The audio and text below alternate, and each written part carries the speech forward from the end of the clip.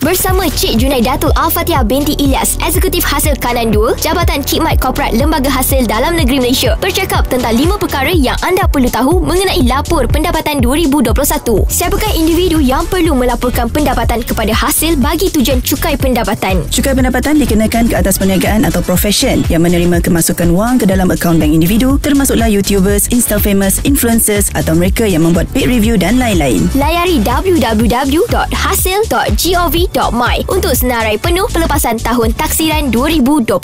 Bersama Cik Junaidatul Al-Fatihah binti Ilyas, Eksekutif Hasil Kanan 2, Jabatan Khidmat Korporat Lembaga Hasil Dalam Negeri Malaysia, bercakap tentang 5 perkara yang anda perlu tahu mengenai lapor pendapatan 2021. Siapakah individu yang perlu melaporkan pendapatan kepada hasil bagi tujuan cukai pendapatan? Cukai pendapatan juga dikenakan ke atas individu yang menerima pendapatan penggajian, iaitu pekerja yang terima gaji dan layak dipotong cukai menerusi potongan cukai bulanan atau PCB. Layari www.hasil.gov.my untuk senarai penuh pelepasan tahun taksiran 2021. Bersama Cik Junaidatul Al-Fatihah binti Ilyas, Eksekutif Hasil Kanan 2, Jabatan Khidmat Korporat Lembaga Hasil Dalam Negeri Malaysia, bercakap tentang 5 perkara yang anda perlu tahu mengenai lapor pendapatan 2021. Kenapa mereka perlu melaporkan pendapatan dan membayar cukai? Jika anda lapor pendapatan dan bayar cukai, anda boleh menikmati kelebihan seperti membantu anda untuk mengesahkan pendapatan yang diterima bagi sebarang urusan rasmi dan juga mudah untuk anda mendapatkan bantuan khas kerajaan. Layari www.hasil.gov.my untuk senarai penuh pelepasan tahun taksiran 2021. Bersama Cik Junaidatul Al-Fatihah binti Ilyas, Eksekutif Hasil Kanan 2, Jabatan Khidmat Korporat Lembaga Hasil Dalam Negeri Malaysia, bercakap tentang 5 perkara yang anda perlu tahu mengenai lapor pendapatan 2021.